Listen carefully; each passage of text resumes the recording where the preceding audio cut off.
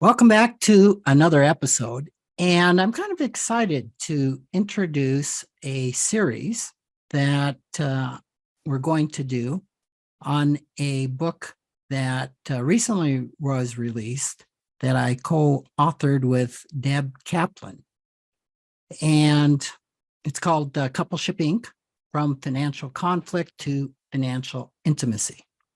I think this is probably a pretty big issue for a lot of people. So, Deb, maybe just start off and tell everybody how this book came together, and I'll see if I agree with the version or not. Hi, Rick. And this is, first of all, what a great opportunity for you and I to talk about the book. And yeah, let's start with how this book came together. If I remember correctly, you and I had a meeting scheduled of which I completely, absolutely forgot because it was on Christmas Day 2 years ago, about a year and a half ago. Really? We were meeting on Christmas Day? Yeah. I had approached you and said, I'd love to collaborate. And you and I had this meeting and we talked about, let's talk about what that will be. And we scheduled a meeting that happened to be for Christmas Day. And I completely spaced it out. It was the day of Christmas Eve, I think. And I felt so guilty. We then got back and made it for New Year's Day. And it was on New Year's Day that we talked about, what are you up to? What am I up to? What do you think? What do you got going? And I said, I'm going to write another book on couples. And you said, yeah, like what kind of book? And I said, well, I don't know, couples and a relationship, a romantic relationship, it's more than just that. It's like a business, right? Come together. We don't just come together as a couple. We come together. It's kind of like a business entity. And you said, yeah, I'm doing this white paper on, for those who are not familiar with what a white paper is, it's a basic beginning of a theory that gets published before the actual theory comes to pass. And you were doing this white paper on internal family systems and money and couples. And we realized that we're coming at a very similar focus from a different perspective. And what a beautiful perspective that we could bring together for couples. And that, as I remember the story, is how this book came to pass. What do you remember? Pretty much. We just talked about what could we collaborate on, and somehow we came up with a book. And it was a very interesting fit because Deb is a couples therapist and a couples financial therapist. And she's licensed and formally trained in that area. And spent a lot of time. You were in the pits, right? Was it Chicago Board of Exchange or? No, the commodity option floor, exchange in New York, in the World Trade Center, back when it existed. And I traded commodity options. I also worked in for different firms on Wall Street in different financial derivatives. And so I have a history of finance, but really came to see what power and money does for people, with people, and how that changes people. And I saw that a lot in the couples I worked with. I saw how they negotiate or not, how they have conflict, and how do they resolve, oftentimes not well, conflicts around money. So this is a expertise that I don't have, in that I'm not a couples therapist. I'm not a licensed therapist at all. You're not a licensed couples therapist, but you do couples therapy every day in your job. Yeah, by default. You didn't know it, but you got into it. So it's I am an IFS, certified IFS practitioner, and I've been around therapeutic environments and working with therapists and psychologists, and just about every book I've written is with a therapist or a psychologist, except for my first one. Interesting. So I bring a little bit different perspective. And ironically, when was that? Was that 2022, January 1st of 2022? Did we talk? Yeah, I think so. Yes. Must have been. Yes, correct. And I think I had just completed training in Intimacy from the Inside Out by Tony Herbine Blank, which is the couples therapy side of IFS. Oh, I wasn't aware of that. I didn't know the timing of that. I think that's when I took that. I took their basic training. And I took the basic training. It's no secret to anybody that listens to any podcast I do that I've been doing IFS therapy for myself I'm in my 7th year right now. And I have a little bit of wounding around listening to parents fight. Hmm. And I, even in facilitating financial help, I write that I had this couple get into this huge fight in my office. And my body was present, but I was somewhere under the desk. And I would talk about that all the time. Well, I would just dissociate. That's what it was. I was dissociating. I remember the lady saying, I needed an advocate, not a witness. Oh, interesting. So I signed up for this training in couples therapy and made this deal with the part of me that is like, no, we are not going to listen to couples fight. And I said, listen, let's do this training. I think it'll be very helpful for me personally. And I'll promise I never will be a couples therapist. And I think it's such a beautiful, it informs the financial perspective of that expertise that you bring to what you do and what you brought to the book. Because I can bring the clinical, you bring the financial, and that is what couples need. They need both of that. They need the ability to get out of their own way in conflict, to communicate, to understand the parts of themselves that are at odds with each other. And that is where the parts work, the internal family systems, known as IFS, comes in, and the financial numbers aspect of this, which I was so, at the moment when it came clear we're going to write this book together, I was so ecstatic and remain so today because of what has been produced. I mean, it's really quite amazing.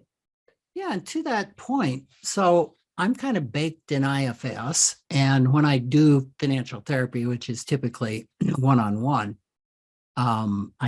that's the therapeutic modality that I prefer to use as a financial therapist. And Deb is not trained in IFS and was intrigued enough with IFS that we put that into the book as a lens for couples to help view themselves and each other through. Right. And we worked very hard on making it approachable. Very user-friendly. I wanted to get into the clinical technicalities of it, and I was outvoted 2-1. Yes, you were. and the other 2 was Kathleen Christofferson, who is our developmental editor. Yeah. So I'll be interested to the feedback that we get around that, because IFS is kind of in a way intuitive. Like a part of me thinks this and a part of me thinks that. When we start to look at our partners, not that as a part of them is showing up. And even as we all just talk to ourselves, you know, in the everyday life, we'll say in conversation or in our internal narrative, you know, well, you know, part of me really agrees with this, a part of me doesn't, a part of me wants to go to this vacation and a part of me doesn't. Right. And that's kind of how we self-reference anyway. And so it became very natural and a beautiful frame, a part of the framing of the book, to really help couples work through the conflict to achieve what we're hoping is going to be real intimacy and success in communication. Yeah. And that makes me think of another point. So we wrote the book to couples. It's not a book that we wrote to therapists in how to deal with couples around financial issues. It is written, it's like a do-it-yourself guide for couples. So we did try to be clear in what we're saying and not use a lot of jargon. So just from that standpoint, from what I know, I'm thinking there's maybe only one other book out there that may be written to couples on financial therapy. Which book are you? I'm thinking of Ed Combs' book. For through an attachment lens, but it's not really about conflict. So he comes at it a little differently. Yeah. Wonderful. So that's somewhat unique. And then I introduce some concepts from Intimacy from the Inside Out as developed by Tony Herbine Blank, which is the couple's application of IFS, which I think 2/3 of it is not necessarily IFS. We talk about, I get the two confused, the conversations. Mm-hmm. Constructive communication. Constructive communication, right. And it has some IFIO principles in there, which I think are somewhat simple that Deb uses all the time, which is, okay, when your partner says that, I mean, a lot of couples assume if their partner changes, the problem's over, right? So the as long as they change. How can we get them fixed? Right. How do I get them to agree with me? And how do I get you, therapist, or you, financial planner or financial therapist, to agree with me? Couples all come into therapy or they come into your office. And I suspect it's similar in that, we're all the hero of our own story. And we all believe most often that what the perspective we come from which we come is the most accurate. And a third party doesn't always see it that way. So the IFIO spends their first bit of their training is on helping each couple explore what's going on inside of you when your partner says this. They call it a U-turn. Okay, great. Now what happened, to the other couple now, what's happening inside of you, which is a focus. Let's turn this inward, not outward. Right. So we talk a little bit about that. And but we talk an awful lot, not just about how we communicate, but what we think. Yeah, exactly. And our beliefs. And so the other thing, so I think this is really unique in that it's addressing financial conflict in couples written to the couples. And in addition to that, we introduce the IFS theory. Well, I don't know of any book written that introduces IFS for couples, much less around money. Mm-hmm. So I think on several accounts, this is a very groundbreaking book. It's very groundbreaking, and not to sell the book short, it is truly, or perhaps not to over embellish how helpful we believe, and I believe this book is going to be for couples, that it goes beyond the relational. We dig into the individual and the coupleship, right? Because we have to talk about ourselves and what our beliefs and perspectives and our thoughts. And so what makes this book truly different is that we are bringing the emotional as well as the beliefs and behaviors together. What is the emotional drivers of money and conflict, but also what are our thoughts? And so you and I can maybe talk or laugh about how we came to decide what we would and wouldn't include in this book around cognitive biases. Oh. And do you want to pick the story up, or do you prefer not to? I wonder if we should wait.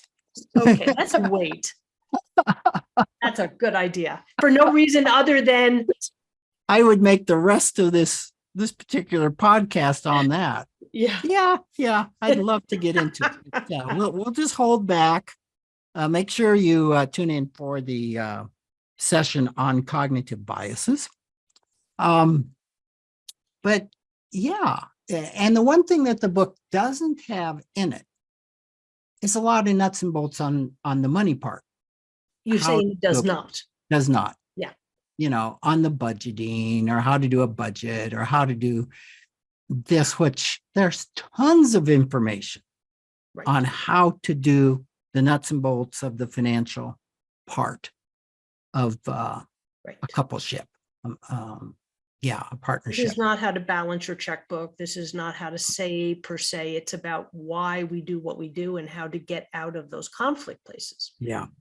Because how to do it in a way is the easy part.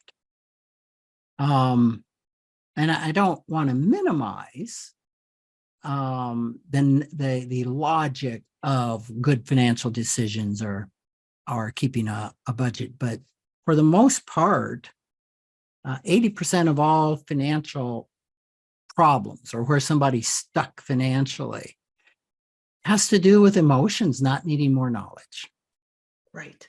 So if we can get the emotions healed, understood,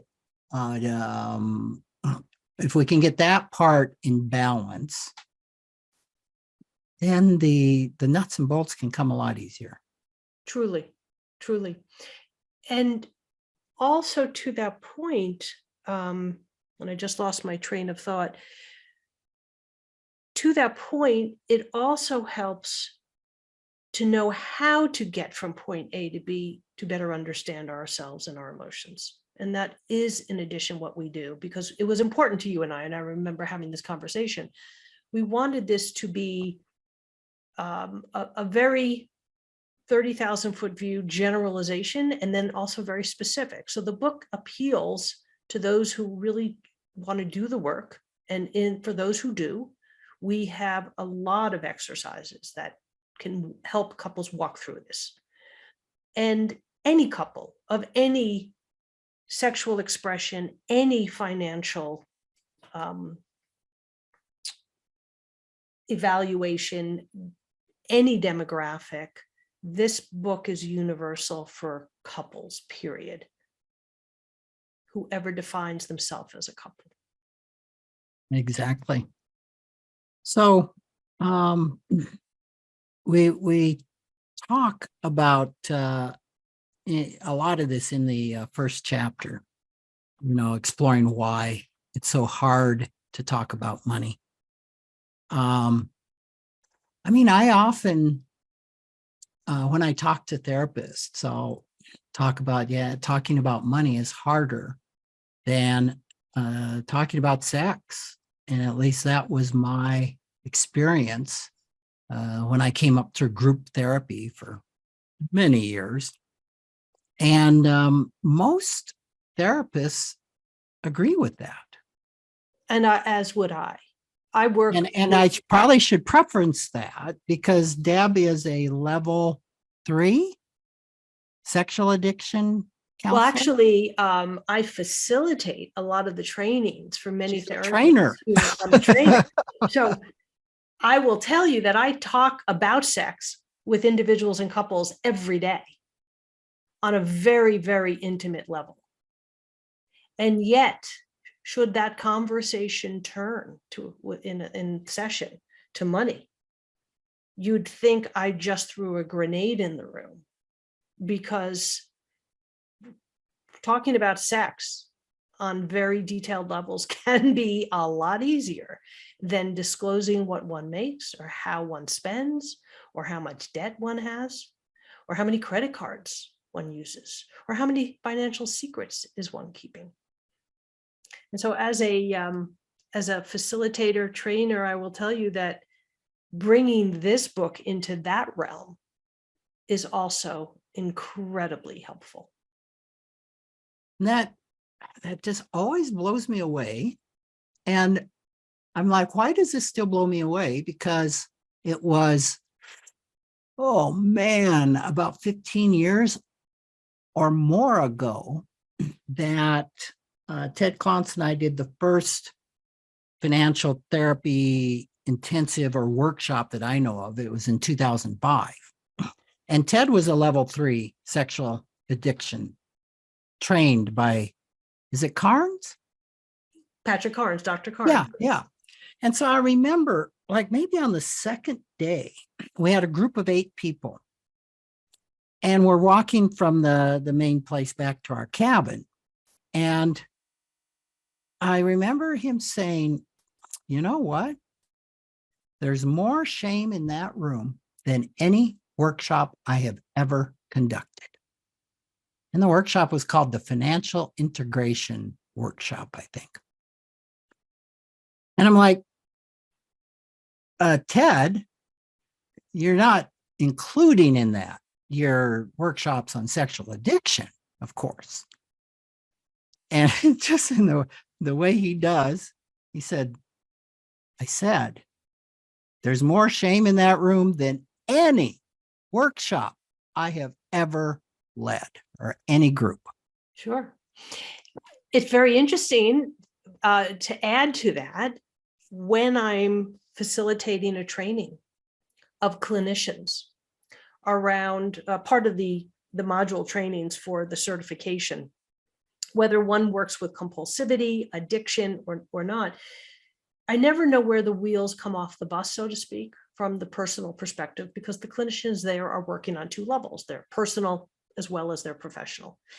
And we may talk about attachment and shame in the family and trauma.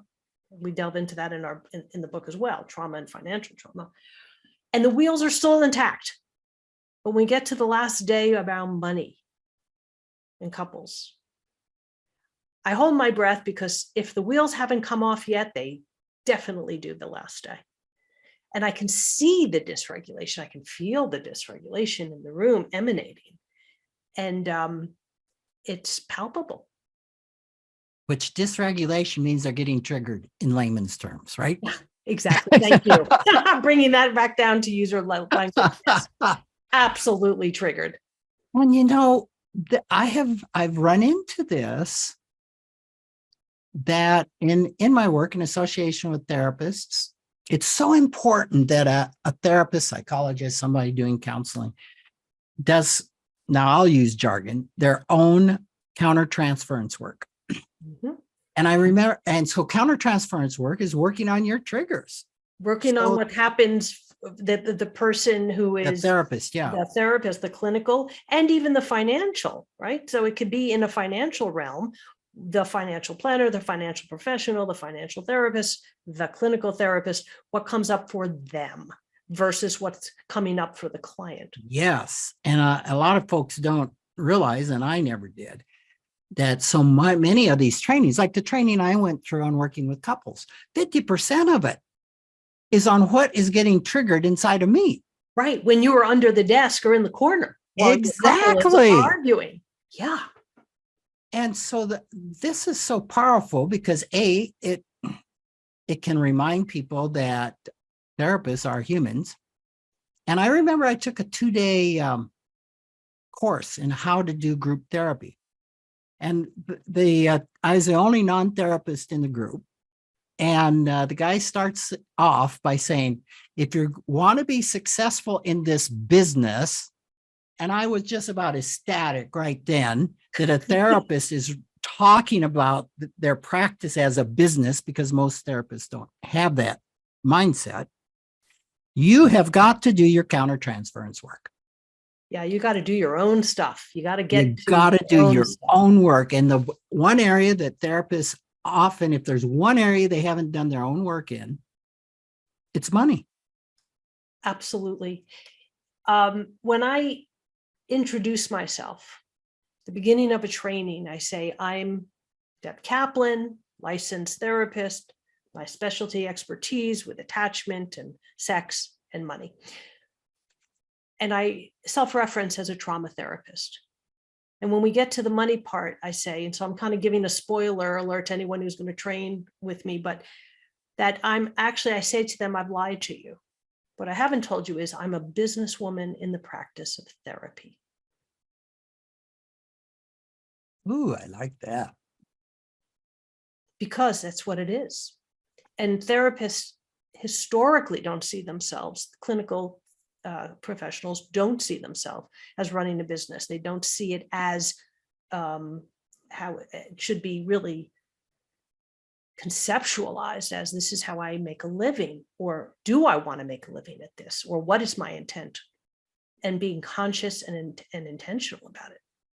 I guess I can underscore that in that today, the average financial therapy client I have is actually an IFS therapist. That's because I don't advertise what I do. And so when I go to a training, ultimately I have several that are like, wow, I need what you have. And it also helps me use the IFS. And typically we spend a lot of time on all of the money scripts and the messages around fees. Yeah, and we have that's a new word you've just introduced. What's that? Oh, New money word. scripts. Yeah. Oh yeah, we'll talk about that. Yeah. Maybe next podcast.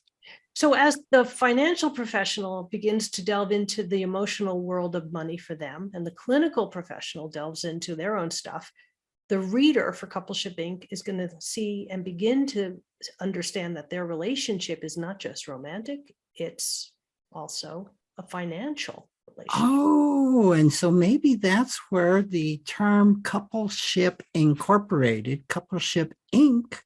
came from. Yes. This is a business. Exactly. Do you want to say more about that? Yeah, because we don't have a lot of time left in this podcast, but we could take off now into the couples programs, reality shows like Love is Blind, Married at First Sight, The Bachelor, The Bachelorette, all of these programs where money is rarely talked about with these couples. Just does not get brought up. I mean, like in Love is Blind, they date without seeing each other, and then the proposals made without seeing each other, and then they get to see each other for the first time, and they are together for 4 weeks and then decide if they're going to go through with the marriage. And so, yes, I have to confess that I watched that. It was my wife's fault. And I'm yelling at the television, why didn't you talk about money before the engagement? I mean, and to those who are listening, you brought this to my attention and said, hey, have you seen the program? I said, no, I haven't seen the program. Nope. But just recently I have. And it dawned on me, this is the program you were describing to me. And as you and I know, the very core issues that have to be part of that conversation are absolutely non-existent. They're not being had until after the fact. And it's a huge part of the relationship, right? Yes, Money no spoilers here. We don't want to get one of the top reasons people get divorced. Correct. So why wouldn't it be? Yeah, why wouldn't it be present at the beginning? Now, no spoilers around Love is Blind, but you know, we'll say more about that in some coming pods. But you would hope, and with our book, we hope that more couples do begin to talk about money in the early stages of their relationship. Totally. Yep. Okay, so we'll leave it there for this podcast, and tune in for our next podcast. We'll see what we talk about. I oftentimes introduce what we're going to talk about and goes a completely different directions, but we will get into money scripts and cognitive biases eventually. So, okay, take care. We will see you next time. Bye for now.